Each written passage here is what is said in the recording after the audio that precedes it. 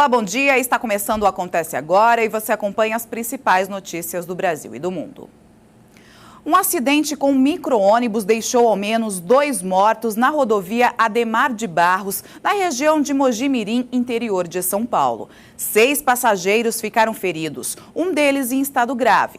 Outras 20 pessoas tiveram ferimentos leves. Segundo as primeiras informações, o micro-ônibus capotou por volta das 10 horas da noite de ontem. O ônibus, que levava ao todo 29 pessoas, estava vindo de Bertioga, no litoral sul de São Paulo, e tinha como destino São João da Boa Vista, no interior do estado. A Polícia Rodoviária Federal faz um alerta. Antes de pegar estrada, é importante fazer a revisão do carro, checar as condições do veículo para garantir a segurança e evitar imprevistos durante a viagem. E quem está se preparando para fazer uma viagem deve se lembrar também de revisar as condições do veículo. Fazer o check-up do automóvel antes de pegar a estrada ajuda a evitar surpresas no meio do caminho e garantir a segurança de todos. Para ter a garantia de uma viagem tranquila, a Polícia Rodoviária Federal recomenda que alguns itens básicos dos carros sejam avaliados. Para essa revisão, o motorista pode começar com os pneus. É importante calibrar as 4 rodas e o step e observar se não há nenhum furo e também fazer o balanceamento e alinhamento. Os equipamentos de segurança como triângulo, macaco e chave de roda também devem estar em bom estado.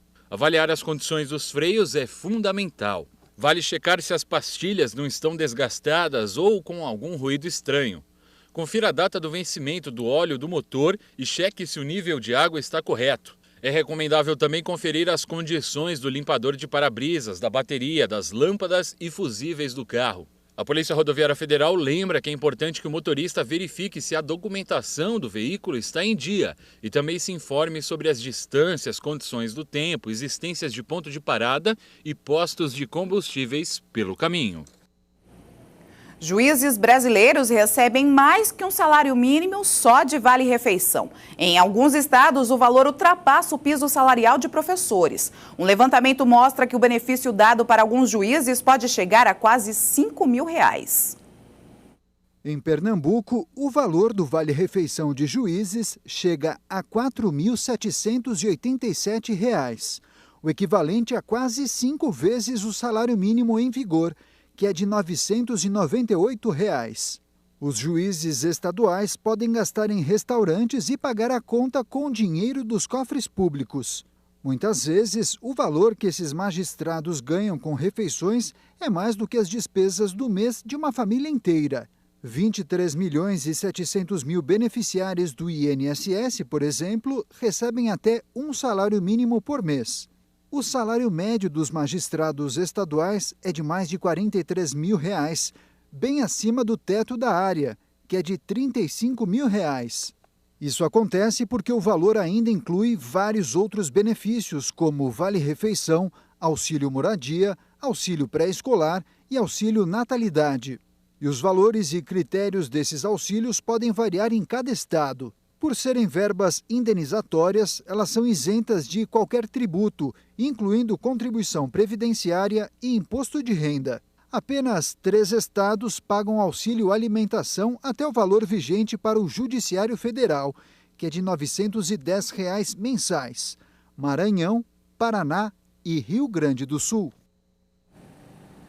O governo de Nicolás Maduro divulgou um comunicado no qual critica o tratamento oferecido pelo Brasil a 5 militares que deixaram a Venezuela e foram encontrados em solo brasileiro na semana passada. O governo venezuelano diz que o Brasil deu caráter de refugiados ao que classifica de 5 terroristas. No entanto, o presidente Nicolás Maduro não apresentou provas dessa acusação.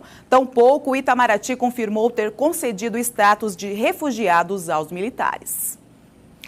400 milhões de pessoas têm depressão no mundo. E nessa época do ano, com tantas festas, muita gente se sente ainda pior.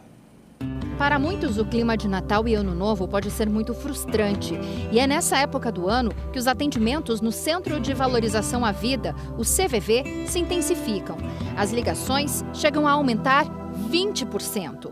Nesse momento parece que toca as pessoas, as lembranças, aquelas reuniões familiares, às vezes famílias que foram desfeitas, perdas de entes queridos, perdas de pessoas que foram importantes, e vem essa memória, vem esse sentimento, às vezes, de saudade, de nostalgia, e às vezes poder compartilhar pode fazer toda a diferença. Existe a depressão sazonal, que é um tipo de depressão que piora em algumas épocas do ano. Segundo a Organização Mundial da Saúde, mais de 400 milhões de pessoas sofrem de depressão em todo o mundo.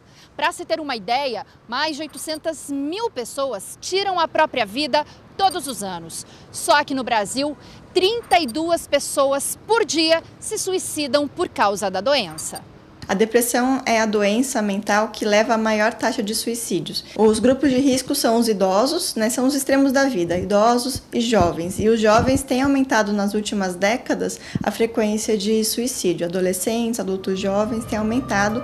O suicídio é tão sério que nesse ano o especial de Natal da Igreja Internacional da Graça de Deus abordou o assunto.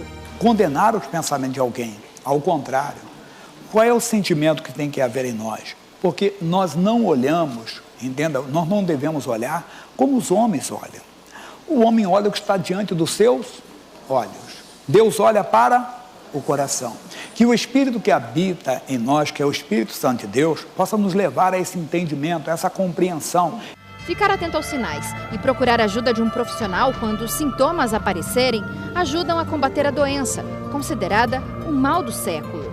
A própria pessoa pode notar, nem sempre ela percebe de primeiro, mas quem está em volta também pode notar. Então, geralmente são alterações do padrão de sono, para mais ou para menos, alterações do apetite, com alteração do peso também, emagrecimento muito importante, ou ganho de peso muito exagerado em pouco tempo.